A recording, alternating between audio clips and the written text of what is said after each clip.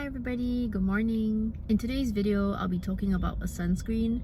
Now I know that quite recently I recommended a tinted sunscreen, which is the OBGE Natural Cover Lotion. But in today's video, I will be talking about a non-tinted option. The sunscreen I'm sharing with you today is relatively unknown. It's from a local Singaporean brand called Oh Hello Bay. This brand was actually started by a young Singaporean lady and it focuses mainly on acne-safe skincare. They have a whole range of products, but the newest addition is the sunscreen. I think they only released it about a month ago, so it's really new. The sunscreen is called the Holy Grail Satin Sunscreen SPF 50 with 4 PA+.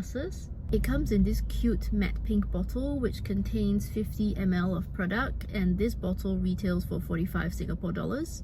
It's not the cheapest sunscreen, especially compared to some of the Korean options you have in the market, but I do think it is reasonably priced. So this is a chemical sunscreen. It contains tinosorb S to provide UVA and UVB protection. It also has iron oxides to protect against blue light, which is really important given all the devices we use nowadays. The ingredients list looks pretty good. Apart from the UV filters, it also has niacinamide, green tea extract, ceramides, which all have skin benefits. So now let's talk about some of the claims of this sunscreen. First and foremost, they market this as a very lightweight, non-greasy and acne-safe sunscreen. It's also supposed to be able to repair the skin barrier and reduce redness. It should not leave any white cast after application. In terms of finish, it gives what they call a satin finish, which is neither too matte nor too dewy.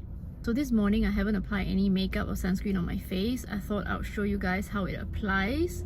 So just pumping the product out, you can see that it's this sort of pale peachy pink color.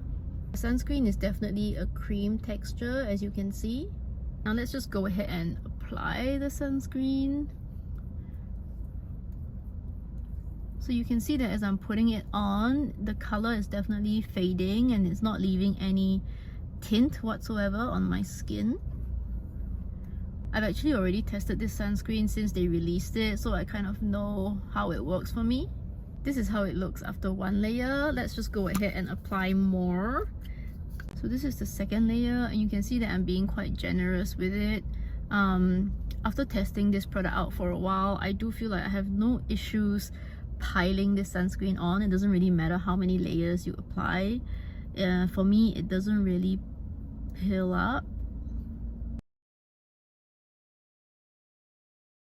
So that's two relatively generous applications of this sunscreen, and you can see that there is completely no difference in shade between this side and this side. So talking about the finish of this sunscreen, I think there is not much difference before and after. I definitely do agree that the sunscreen doesn't leave your skin matte and it doesn't leave your skin too dewy like some of the Korean options that can really make you look almost greasy. I find that it just gives my skin a nice, soft, subtle glow. It actually looks really natural.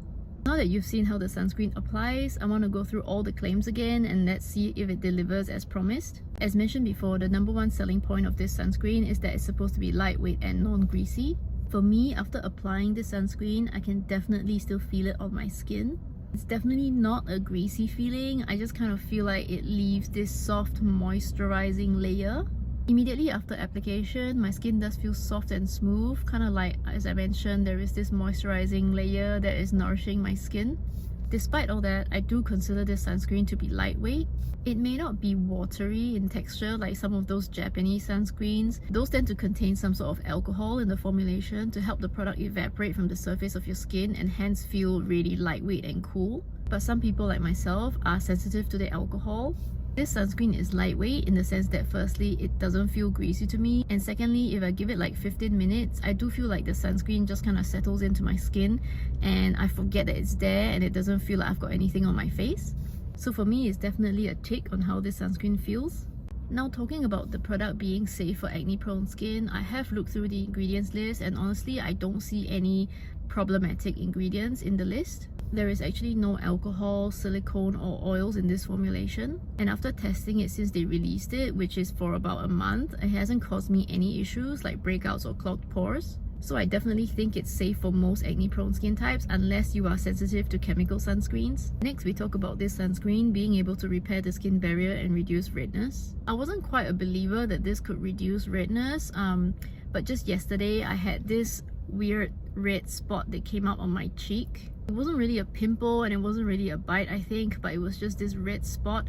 And after applying the sunscreen, after 5 minutes or 10 minutes or so, I did find that the redness was reduced slightly and it kind of like looked a bit more dispersed and less obvious, which is strange. I wasn't really expecting it to do anything in terms of redness. With regards to repairing the skin barrier, the formulation of this sunscreen does include several ingredients that have skin benefits. However, I can't really say that I've seen any improvement in skin barrier. I think that's something that's really hard to judge unless you have some skin issues. When it comes to the sunscreen leaving any trace of white cast on your skin, I think it's pretty obvious that there is completely none.